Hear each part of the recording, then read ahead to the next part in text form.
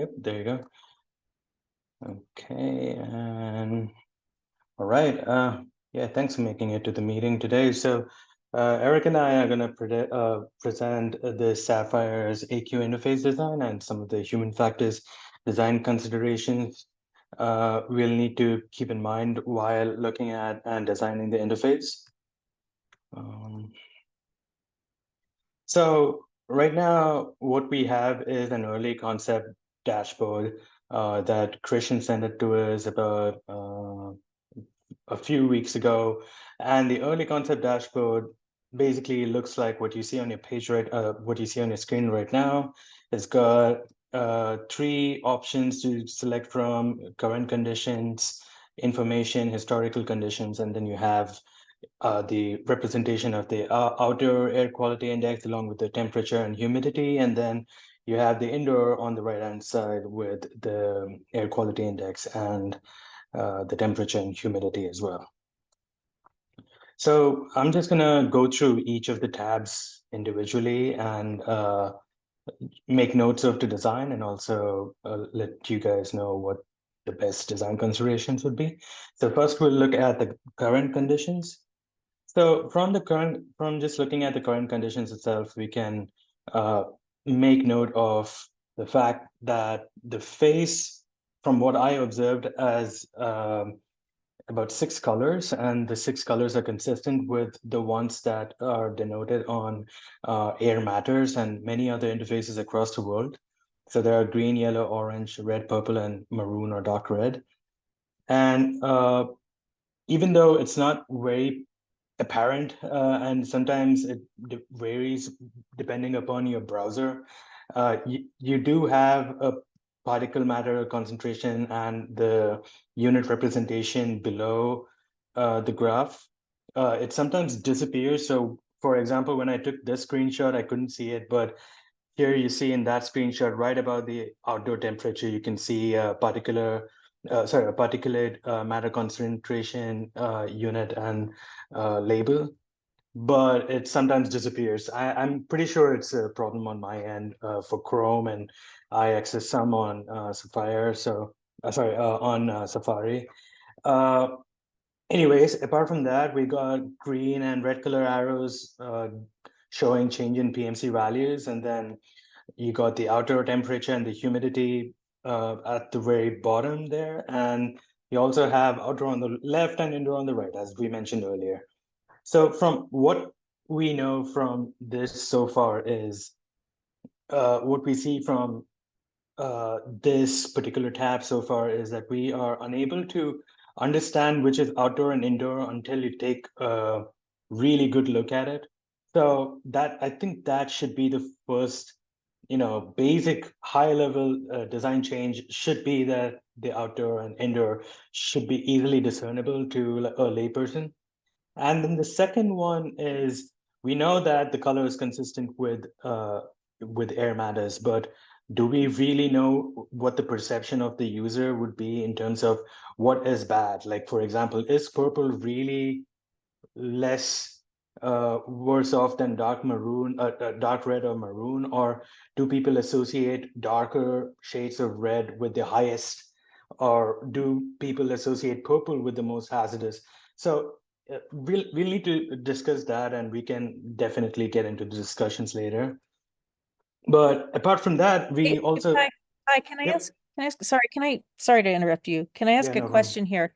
Just for Yep. my own context, Hmm. because it's been a while since this was presented. I think what you're doing here is you've taken the dashboard that Christian developed with his Yep. team, and then Yep. you're giving feedback from what you know about user interfaces because you design those all the time. Yes. Is that right?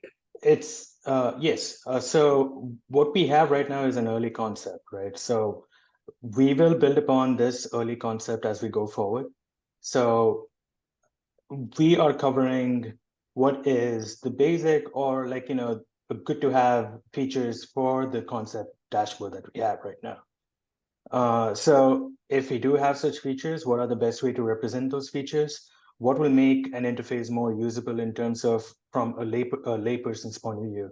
Do we really want to represent information that's not really required for someone who doesn't understand anything about air quality indexes, or do we really want to give them all the information required so that even though it's redundant, it's best for them to, have it?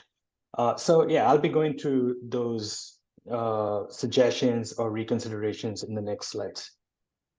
Okay, yeah, sorry, I just wanted to get that context in there to give the group a sense of where we came from Yep. and then where your Sure. comments are coming from. Okay, Sure. thank you. All right. Thanks, Tammy.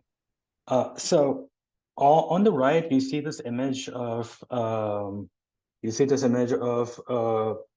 example that I drew by hand on a piece of paper in my workplace.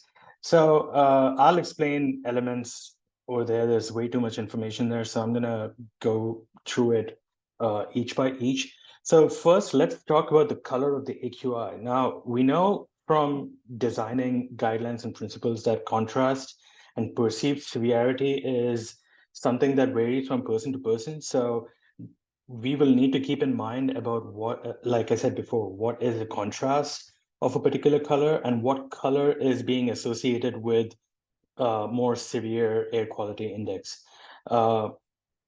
Next, we want to give as minimal information as possible, but that doesn't mean that we have to reduce information. It just means that we have to be very pragmatic in a way that we give out that information. We need to have a solid strategy in mind. We need to really get down to the most high level detail that we can give in terms of air quality index. That is because we know that users, laypersons usually think of information or dense matter in an interface with, okay, this is too hard to use. Maybe I don't have the knowledge required to use this. So they would find it less valuable and also less useful when it is much more dense and cluttered with elements. So that's where the minimal design comes in, but minimal still doesn't mean that we eliminate the essential requirements for the interface. Now, what we can do to make it more easy to discern from outdoor and indoor is maybe represent the outdoor panel on the left-hand side with a background image of outdoors, something that you see down here with like sun and a green pasture and so it's more easily understandable that this is for the outdoor. And then for indoors, you can put in background images of a generic indoor household with sofas and all that stuff. But we still need the redundancy so that write it in letters and text saying it's outdoors and indoor air quality on top, so that there is no doubt left in a person's mind that left is outdoor and right is indoor. In terms of the actual AQI value denoted, I think that since it's one of the most important things being represented, I think that should be in high contrast and should be bold in a very gray or neutral box, along with the arrows. Now the arrows, as we saw in this here, we are seeing that the arrows on the left-hand side, if you see, you're seeing that the arrows are green when it increases and red when it decreases. But now, assuming that higher the air quality is worse off the higher the PMC is worse off the air quality, I think we should flip those colors and make red as worse off. So with increase, it shows that the air quality is getting worse, and with green, the air quality is getting better. And then just to make consistent with the signage, we need to have plus and minus on both ends. So if we do see an increase, we see plus 77 as shown in the image, or we see a minus 77 as shown in the image. And these are good to have features rather than essential features. So I think they should be represented in smaller fonts right next to the PMC values. And temperature and humidity in the actual interface itself take up a lot of space there. So I think we should minimize the space taken by temperature and humidity. I think we don't need to say outdoor temperature and outdoor humidity again. We can just say temperature and humidity, since we now have defined panels for outdoor and indoors, and represent them at the bottom, maybe with the same color scheme as the image that is representing outdoor and indoor. Can I interrupt for a minute and ask you a question? Sure. If you can go back one slide. Mhm. Okay, so I'm honestly not convinced we need okay, two things. I'm not necessarily convinced that people will perceive the triangles as arrows. Mhm. Second, I'm also not convinced that the number on by itself is going to tell them what's going on. So to me, I mean, if we want to show that there's decrease, the air quality is going down or the air quality is going up, we might want to look at if there are some other options, because I just, again, don't think that the numerals, I looked at that and like, okay, I'm not quite, I have a general idea of what you're talking about, but I don't know that the typical user will really need to know how much, or because if it's like it's going up, it's getting bad quickly or slowly, unless they're watching the numbers increase or decrease, staring at it, they're not going to know. So that was something I just wanted to bring up. Sure. Yeah, to your first point, the triangle showing up or down, those are just placeholders. We can discuss about the right graphics when we are actually designing it. And with the numbers, I agree, and we're going to get to your point, Marilee. It's a thing that we have kept in mind as well. Okay, Paul, go ahead. Paul's good at, yeah. Oh, you're watching the hands. Okay, great. Yeah, again, going back to this, I want to just put out there the question of whether we want to say anything about temperature and humidity. I'm not convinced that having those pieces of information helps with any improved understanding or any improved decision making. I agree that it may not change decision making. The reason I would advocate for it is if we're trying to get people to start engaging with it from the get-go, it's something that people are perhaps more interested in on a daily basis of what is the condition right now. It's the hook that gets them in, as opposed to maybe the first information we're trying to convey to them. But your point is well taken. I understand where you're coming from. It's an interesting concept that by giving them information that's not actually helpful, we might get them to start looking at something that could eventually be helpful. And the first taste of information is free, and then we get them hooked. Yeah, on so air pollution. It's kind of a lost leader here. So I just the reason I just want to put out the reasons why I was saying that, in case it is changes anybody's opinion.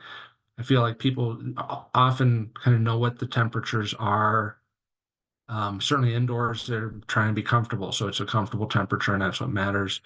And humidity can be grossly misunderstood. And yeah, and so they might see a 10% number and be like, oh wow, what the hell? Or there are times of year where you just can't reasonably have the indoor air have the humidity number that some people like to say is important to maintain. Can I make a comment and also a question? Yes, go ahead. So, Paul, I'm maybe different from you because I have noticed that I look at our thermostat lots more than I used to, because it has an outdoor temperature on it. And it has an outdoor temperature now because there's a heat pump. And so it has a measurement outside.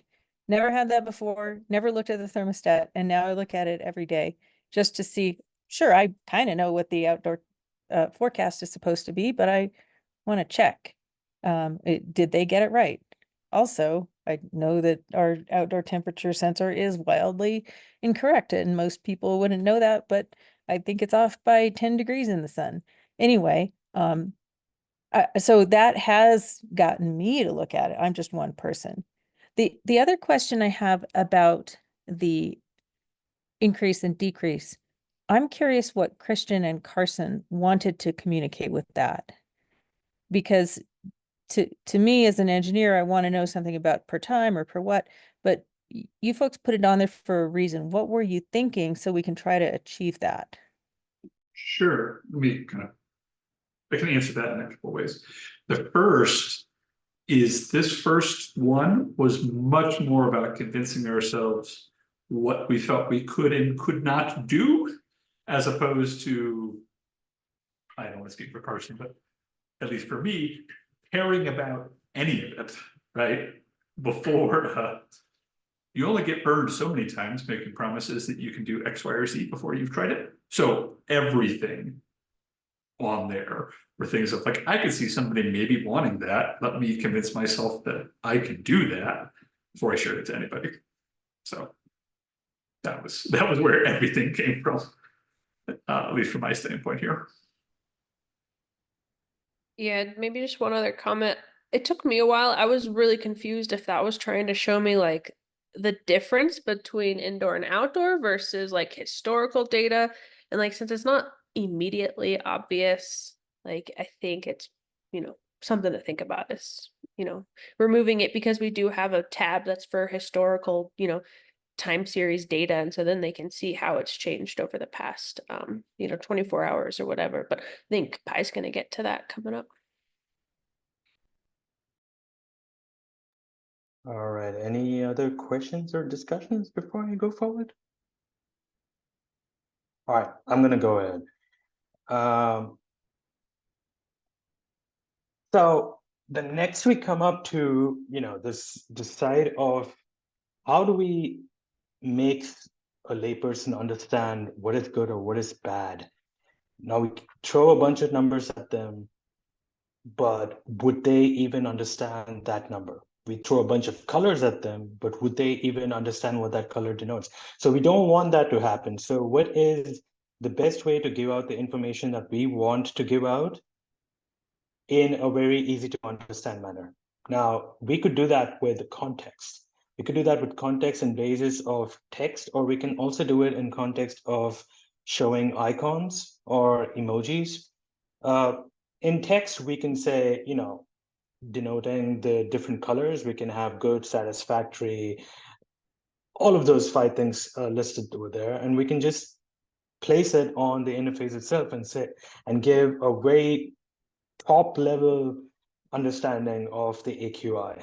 And the icons would be an added bonus. They would show, we associate our emotions with icons and emoticons even while texting and like talking to each other. So I think it's much better represented if we show emojis. Like I'm sure all of you have been in urgent care. They had the 1 to 9, your pain level on 1 to 9, and they had those emojis representing your pain level. So it's easier to understand what you're feeling and what the emoji is feeling and try to make a connection there. So that's the same way we can associate the air quality index as well as your own health from your own point of view in terms of the air quality index as well. Now, the example shown down is from an interface that I saw from a study in India, and that's what they have there. But I would still go much more simpler than that. Just, we can discuss that as well. And for the next tab is the historical conditions. So now, as you remember, let me just go back to the slide. So we had 3 tabs up there: current conditions, information, and historical conditions. I'll get to information a few minutes later, but let's talk about historical conditions first. So historical conditions is giving out information according to this. Now, I don't want to speak for Christian, but I think this is a working model, and you know, and these numbers are basically junk values. So you're not going to see the differences in the values as you see in this plot.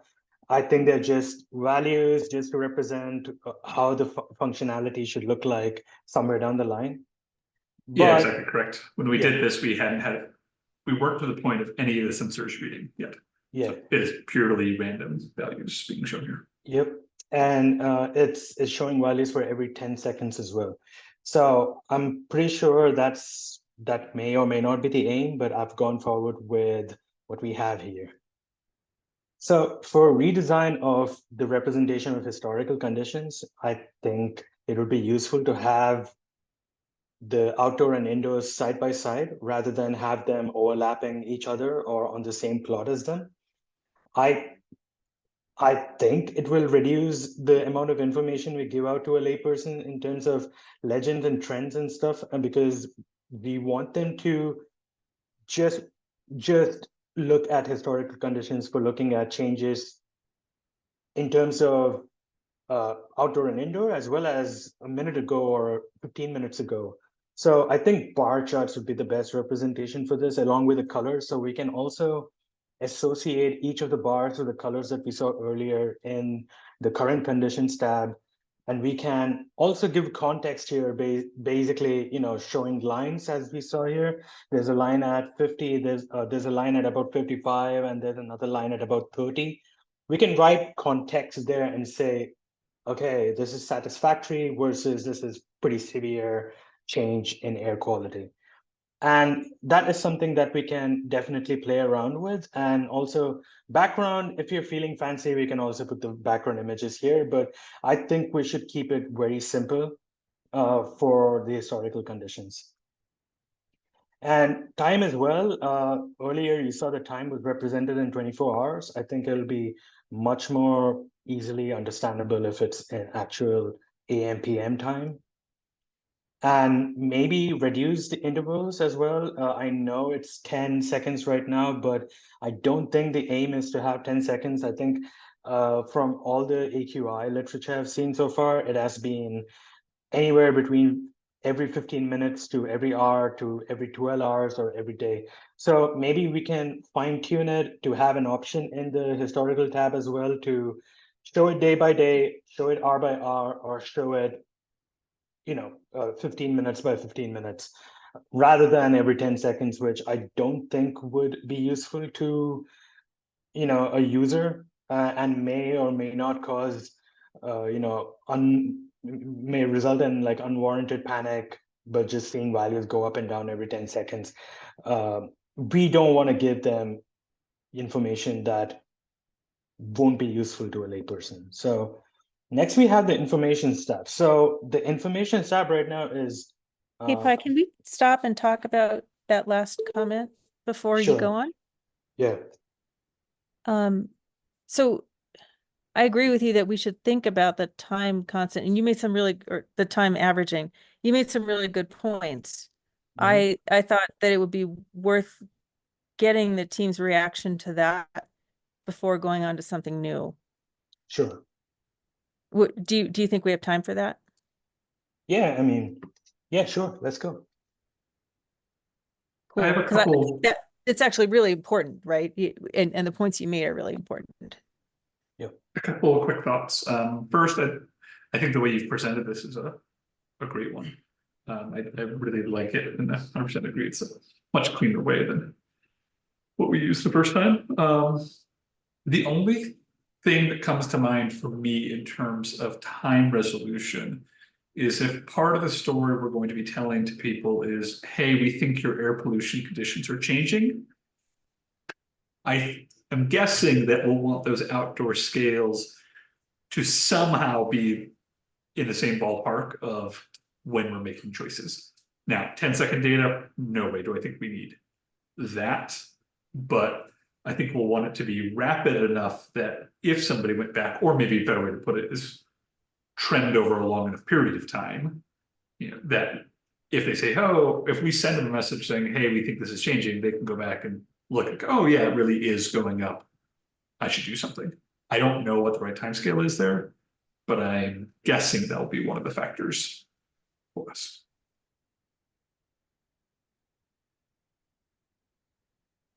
Yeah, Paul, go ahead. Yeah, so I put at some level my thought in the chat, but I think really it depends to me tremendously on what we're trying to give them feedback about. If this is really about the outdoor air is getting bad and something should be done, I think that especially with the anticipation that's being done, there's longer. I still don't know that I'd go more than an hour. But I certainly think that a longer time period would be reasonable. If we wanted this to also be good for internal or indoor sources and indoor generation, I don't know that we do. But if we do, anything longer than about a minute is too long to capture some of the transients from, say, cooking. So Do you not think that, like, if there was an average, that you would still see an elevated average from cooking, right? You just would by not the see time you would a spike.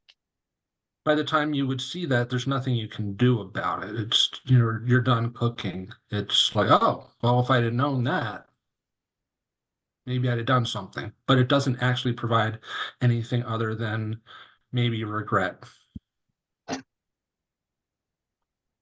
Go ahead, Will. Yeah, I just have a question.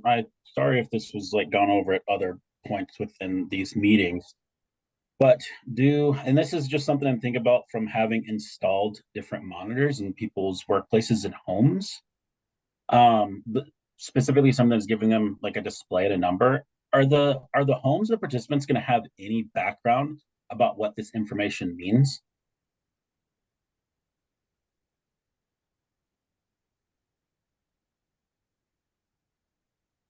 I think that's a great question. I don't know. I know we've talked about it conceptually.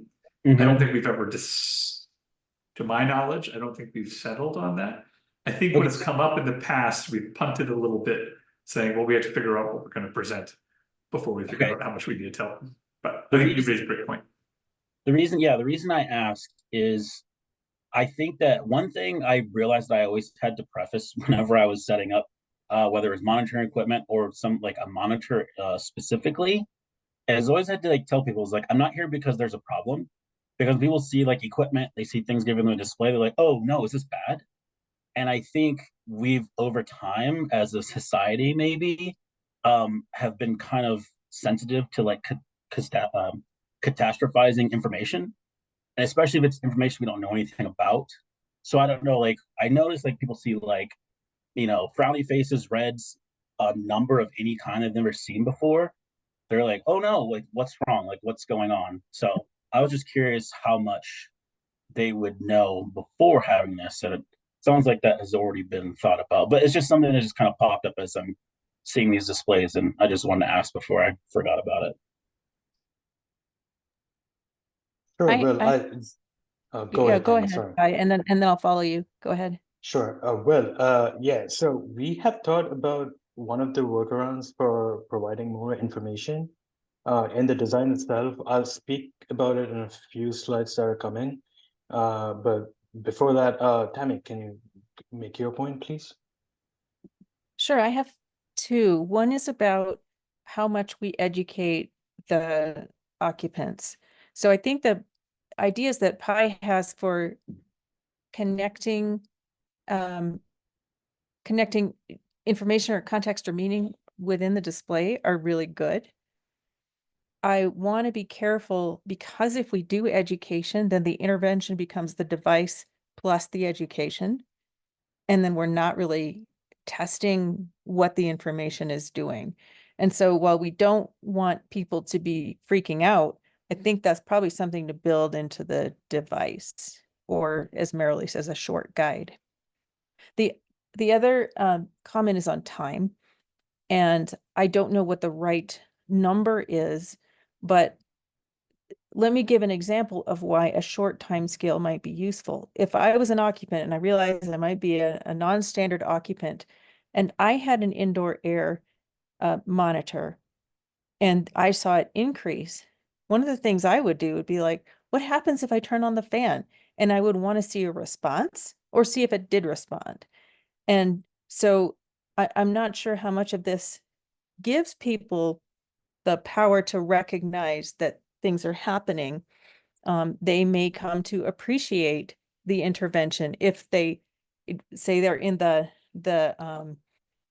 notification group where they have to take the action, and then they do take the action, and then they see their air quality decreasing. So you can't do that with an hour response. I would think the minimum would be something like 10 or 15 minutes. I don't know about the 1 minute. I think there might be some questions about the device response time that we have to consider, and noise within the device that we want to average out. But I would guess that 15 minutes is probably the longest amount of time. And Pi, you're seeing 24-hour numbers just because there are some measurement techniques that can't measure that, where you have to collect a filter, right, and then weigh it. And so so you may be seeing, in some cases, artifacts of what can be measured. Sure. So I'm gonna go ahead with the next portion. There's a comment in the chat. Oh, okay. So, just a second. Yep. So, one of the 3 tabs that was available in the interface, the middle one was the information tab. Now, there's nothing presented here, so I wanted to take the liberty to take up this tab to put in a few recommendations. So if we go back to this here, so we spoke about the context being applied in terms of text or in terms of emojis, but we want to make that context clickable. And when we make that context clickable, I am hoping it will redirect the user to this deck right here, which has 2 columns with the information about the AQI numbers represented in the current conditions tab. So here we have the liberty of choosing how much information we want to give out versus what is the necessary information to give out. So I'll speak a bit about that. So simple information would be, again, showing what air quality index means and what is good and what is bad and what is the best course of action to take when the air quality is at a particular value, right? Now, an informative one would be something that engages the user more. So something from the top of my head that I could think of was compare the air quality value with somewhere that is known to be a highly polluted city. For example, if someone told me that, oh, the air quality right now is as polluted as New Delhi in India, I would just be like alarmed by it. I don't want my house or my outdoors to have the air quality of New Delhi. So that is something that we can give in there saying, okay, your air quality is at 250 and this is New Delhi conditions. So this is what you need to do right now. And these are the courses of action you can take, and what could it have a possible health implication on yourself. So that's informative. So we can choose between the amount of information we want to give out and the amount of information we don't want to give out. As Will said earlier, we are in the age where people take information and easily catastrophize. So we don't want to reach there either. So I will come back to this slide, but in terms of possible future experimental designs, so now we have, we have a few design ideas that is context-based and quantitative AQI value based, sorry, not phase. So when we are giving a qualitative, we can potentially set up an experiment where you are comparing between subject factors were qualitative, that is context-based, purely based just on emojis and textual inferences, versus quantitative, which give you number values and plots and bars and show you a better representation on the current conditions tab. And then a within subject possible within subject factor could be for this tab again, where you can switch between minimal and informative information. So we can give half of the team, half the participants, minimal context, minimal information, and the other half an informative information. And based on that, we can also see how many times the users switched between the two types of information. Did everyone prefer to be more on the minimal side of things, or did everyone appreciate having the informative side of things on the dashboard? And before I go into the dependent measures, we'll just look at the proactive air protection button on the upper right-hand side corner. This button has no other feature right now apart from this pop-up window that shows up. I don't know anything about how the mechanisms will work and how the fans can be put on snooze, so we can discuss that at the end. But I'll go ahead and continue with the dependent measures for a possible future experiment. Now, in terms of user experience and usabilities, we use the QUIS, or the system usability scale, the SUS. So we can choose either of these. They are very, they have been validated by numerous studies. I've used it myself many times. And then I think we would really benefit by having a technology acceptance model here. The technology acceptance model gives out two values, and in terms of perceived usefulness and perceived ease of usage of a particular system. And as mentioned in the proposal, I think the trust metric needs to be included in there as well. We have a trust survey developed by Gian, which looks at the trust in automated systems. So I think that is a really good to have metric there. And then, of course, depending upon what interface metrics we can get out of the interface itself, I've not known what kind of data we get out of the interfaces. So maybe Christian can give us a sense later on. But I would expect something like, the time spent on individual dashboard phases, the patterns in which the user went from one interface to from one dashboard phase to another, the number of clicks on a dashboard itself, the number of clicks on a particular feature. So example, the amount of times the proactive air control button was pressed.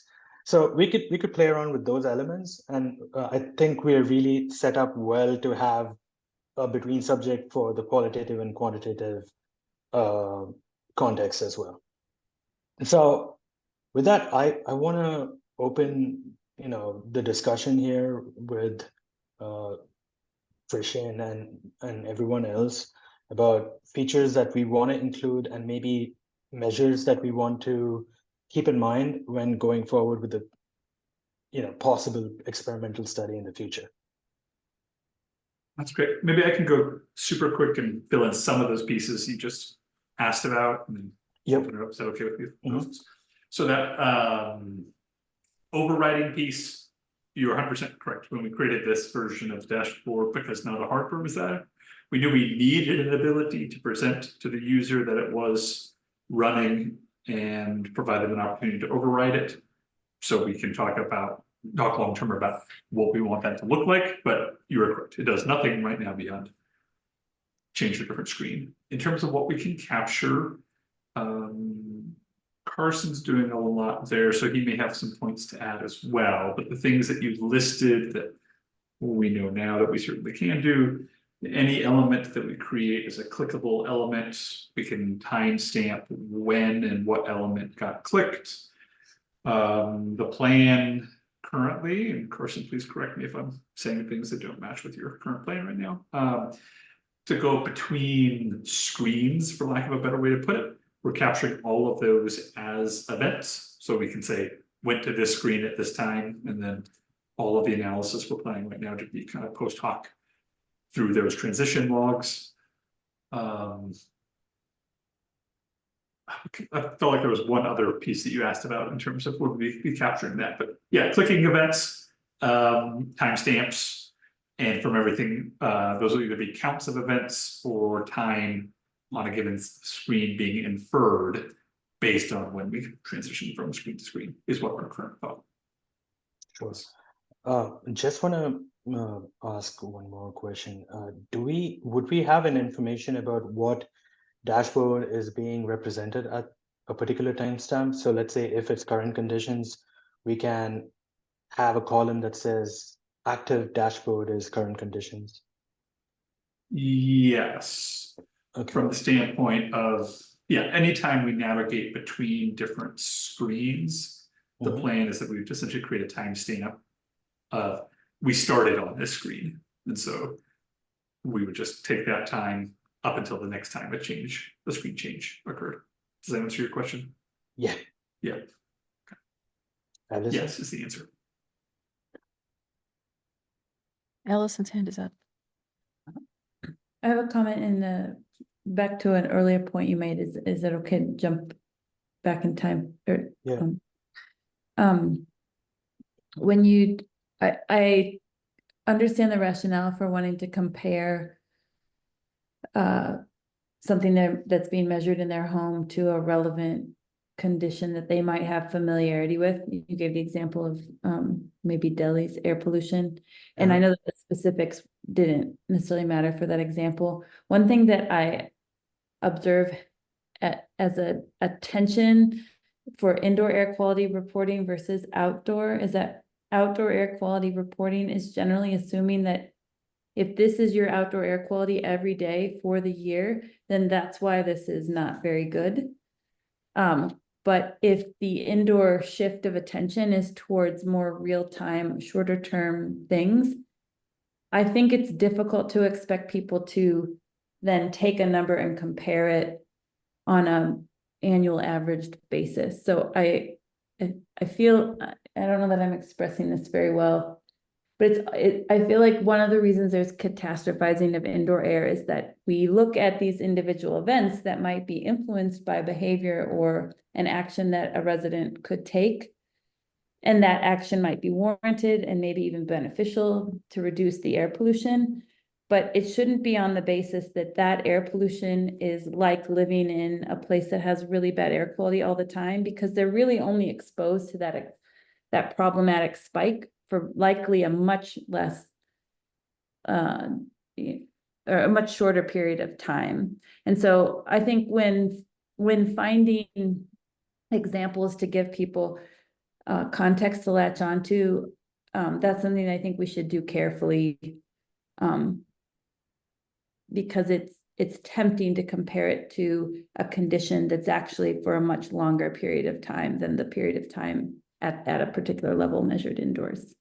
I know multiple people on this call know what I mean, but so if you can express it better, that would be great. I think I'm not saying it very well. Paul, did you want to add on to Allison's, or do you have a new? It's actually very well aligned with Allison's. First, I want to just say that I think what Ellison is saying is I completely agree with. I hadn't thought about that. And I think that would be an area where even if we're looking at indoor sources that might be changing on the scale of a couple of minutes, if we were going to do something like that comparison, that probably should be done on a longer time. Like if your average for the entire day was this, and if you were exposed to that every day for the course of the year, then that would be similar to something. The other thing I was going to say, which was also about that same topic, is that I like the idea of doing that. I hadn't thought about doing that in this, but as long as we do it properly in consideration of what Allison was bringing up, I do think that we we have some examples of that being done, and it really, I think, is very important that we would have those analogies be things that people really would understand. I'm guessing a lot of people have no idea that New Delhi has bad air quality. Some people probably don't even know where New Delhi is. And so, like in the radon world, if you look at the Citizen's Guide to Radon, you will see tables that say continuous exposure to this amount of radon is like smoking this many cigarettes per day. Sound measurements for fans. If you have like an exhaust fan and it's how many sones, one sone is like this, two sones is like this, and it's things like the hum of a refrigerator, the noise of a television, things that people really are very familiar with. And I think those things can be really great because it gives people a context, and I think that's why you want to do that. And I think we really need to be very careful about what we associate it with, that truly is something that not just we know, but is just common for very, very many people. So I might suggest on that topic, I think I'm hearing people agree with Pi's desire to include that in the interface.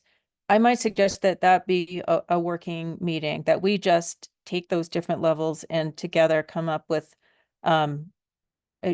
analogies that we agree with, because I'm not going to expect Pi to become an expert in air quality, health impact, and so we could probably all do that together, I think.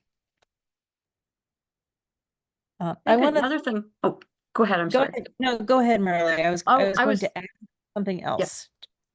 I think another thing we might consider doing on the screen could be, you've noticed a spike in your air quality, or it's going down.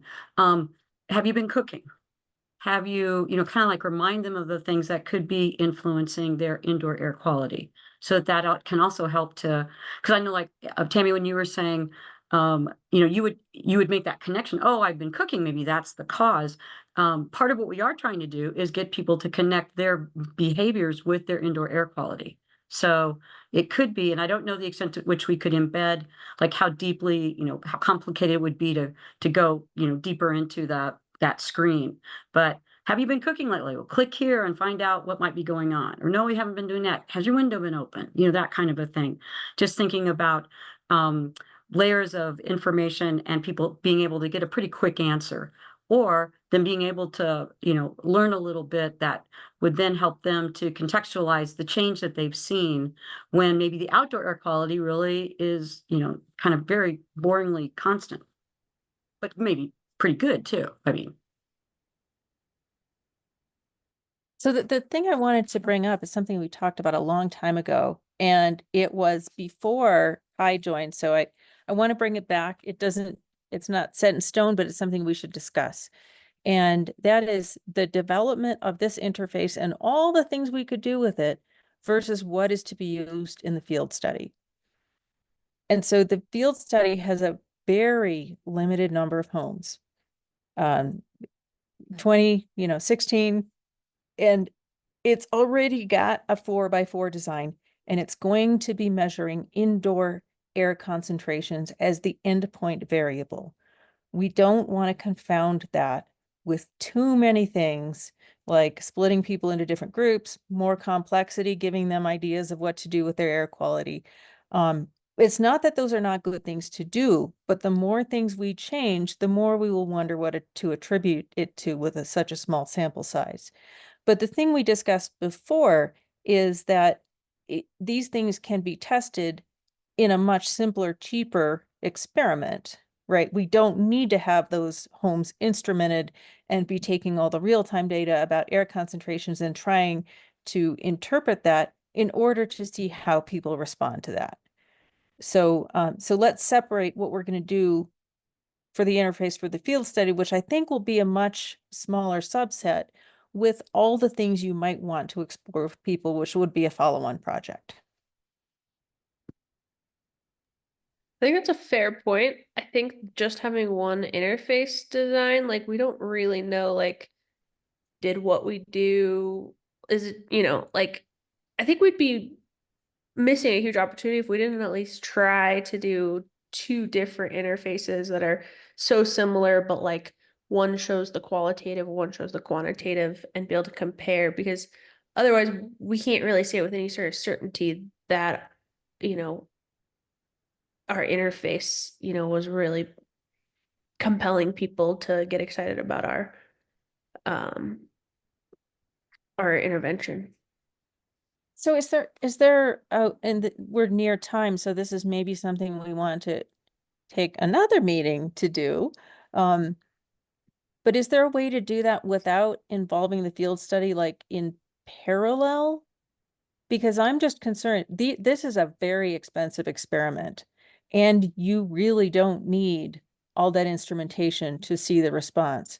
And even if we could do like a little pilot before, I know we don't have time, but if we could pilot, if you think that's going to be confounding, Erica, is there a way we can pilot it beforehand to see what's effective so we don't have the effectiveness be the confounder in the field study? Yeah, no, that's fair. I guess we could certainly parse that out outside of the field study. So a thought that comes to mind here, and understand all the points being brought up, is I think 90% of what got presented is independent from the intervention actually clicking on, which is the expensive part of it.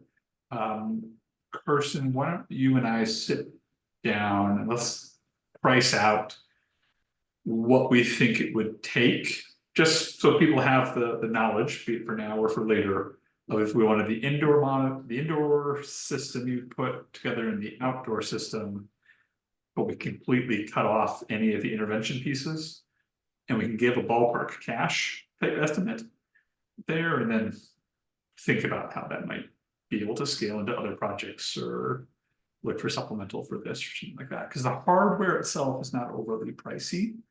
Once we have frozen the designs, the vast majority of what we have to do for the main study could be applied to another one with pretty easy lift. But let's put together some numbers there. Carson, you and I can work on that early next week or later today and circulate it out to the group.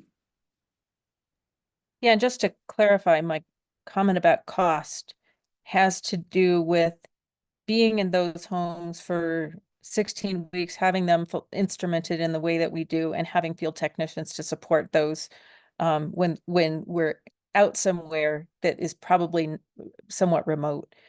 And so when we get there, we want it to be good. And so I'm fully supportive of pursuing what Erica is saying. I'm not sure I want to do it there though. So that's probably something to iron out. Yeah, 100% agree. Yep. I also think whatever hardware we dedicate to homes that we're actually intervening in their homes probably get touched for nothing else, right? That we have to be a much harder line saying no to opportunistic additional data there, just because the risk of something going down and us breaking something unexpectedly is that one. I think my point, more better way I could have conveyed it, is I think the hardware is cheap enough if we take out the intervention that we could probably scrape together from other studies and just have it completely separate hardware wise. But I think the points being raised are, this is exactly why we want to do this kind of work, because then you come up with those questions and you realize that you might have a confounder, and that's why we want a communication team on this part of the project. Okay, looks like we're near time. Thank you so much, Pi. Do you have any final comments? Did you get what you were looking for here? Yep, this is a great discussion. Thank you everyone for contributing. Yeah, we hope to continue this more, and hopefully we'll have a much better idea in mind about what we want to achieve from the interface itself. Thank you. Thanks, Thank you, Pi. Tanya. Have a great Thank you. weekend. Bye, thanks. Bye-bye.